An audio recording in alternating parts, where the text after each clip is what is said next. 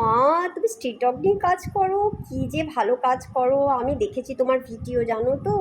আরে ভাই, সেই বাচ্চাটা কি হয়েছে? ও মা, কি কষ্ট! এ প্যারালাইজ হয়ে গেছে। ও মা, এর কি হয়েছে? ও হো, এর গায়ে অ্যাসিড ঢেলে দিয়েছিল।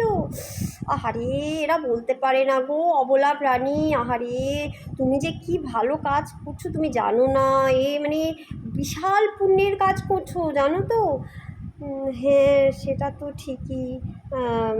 বলছিলাম কি, এখন আমার মানে বাড়িতে ৮-৯টা কুকুর হয়ে গেছে তো।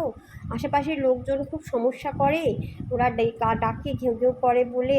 তো একটা দুটো কুকুর মানে এখন একটা অন্তত যদি আপনি অ্যাডাপ্ট করেন, যদি আপনার পক্ষে সম্ভব। আসলে কি জানো তো, মানে আমাদের তো অ্যাকচুয়ালি দেখো, নিতে এমনিতে কোনো অসুবিধে নেই, ঠিক আছে, কিন্তু সমস্যা হচ্ছে কী বলতো, আমার হাজবেন্ড আছে, মেয়ে বাচ্চা আছে, তাদের একটা পছন্দ অপছন্দের ব্যাপার আছে। তো এখন তো জানোই সোশ্যাল মিডিয়ার যুগ, ওরা ওই সব একটু ফ্লাপি, একটু সাদা টাইপের কুকুর, একটু ধপধপে, একটু ঝলমলে কুকুরেরা একটু পছন্দ করে। হ্যাঁ, তো মানে লোমলা, একটু ভালো দেখতে, একটু ভালো ব্রিডের, ভালো জাতের কুকুর একটু ওরা পছন্দ করে।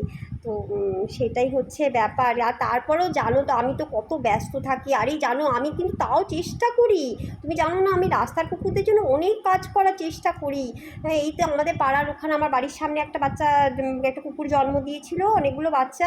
আমি কত চেষ্টা করেছি ওদের বাঁচানোর, জানো না। আমি মাংস ভাত, ডাল ভাত, দুধ ভাত, জল ভাত, অনেক কিছু দিয়ে আমি ওদের অনেক বাঁচানোর চেষ্টা করেছি। আমি কিন্তু জানি না কি হলো, সেই গাড়ি চাপা পড়ে মরলো, সেই কিছু অসুখে মরলো, কেউ আবার নাকি তুলেও ফেলে দিয়েছে শুনেছি দু একটাকে। আমি তো একা বলো পারি? কিন্তু আমি, তুমি তো জানো আমি কত ব্যস্ত থাকি। হ্যাঁ, আমার কত কাজ। হ্যাঁ, মানে যদিও আমি বেশিরভাগ সময় বাড়িতে টিভি সিরিয়াল দেখি, কিন্তু তা সত্ত্বেও আমার তো, তুমি জানো আমাদের সংসারের মেয়েদের তো কত কাজ থাকে। হ্যাঁ, যদিও আমি বেশিরভাগ সময় নাইটি তুলে, মানে নাইটি একটু উপরে গুজে আমি অনেক রকমের কাজ করতে থাকি, ঘরের কাজ, অনেক কাজ। কিন্তু না, বিকেলবেলা আমি যদিও একটু পাশের বাড়ির সে সাথে একটু পিএনপিসিও করি, কিন্তু তবুও মানে কুকুরদের যে দায়িত্ব। তারপরে আমার বছরে আবার আমরা ৩ বা ৪বার একটু বেড়াতেও তো যাই, তখন আবার কোথায় রেখে যাব।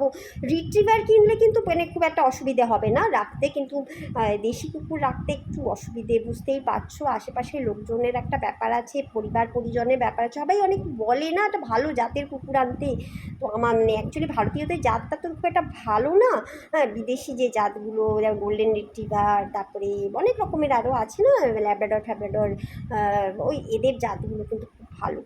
এদেরকে রাখলে মানে একটা একটা স্ট্যান্ডার্ড হয়, বুঝতে পারছো তো। সে ওদের এদিকে জানেন তো, ওদের গুতেও গন্ধ কিন্তু একদম নেই। মানে মানে আমাদের এই দেশিগুলোর গুতেও বড্ড বেশি গন্ধ, জানো তো, মানে এরকম একটা ব্যাপার আছে। তো তুমি বুঝতেই পারো, তুমি কুকুর নিয়ে কাজ করছো, তুমি তো সব জানো। বুঝতে তো পারছি। হ্যাঁ, বলছিলাম কি, তাহলে যদি একটা প্যাসিভ অ্যাডাপশান হ্যাঁ, কিন্তু জানো তো এই মাসে না আমার অনেক খরচা হয়ে গেছে, জানো তো। মানে আমার প্যান্টালুন্সের বিল একটু বেশি এসে গেছে। আর কিছু মিন্ত্রা থেকেও অর্ডার করে ফেলেছি, পার্পেল থেকেও অর্ডার করে ফেলেছি, একটু বেশি বিল হয়ে গেছে। তো এই মাসটা তো পারছি না, দেখছি। আমি নিশ্চয়ই চেষ্টা করবো আমি পরের মাসে তোমার জন্য কিছু করার। হ্যাঁ হ্যাঁ, দেখবেন নিশ্চয়ই। নমস্কার, চলি, টাটা।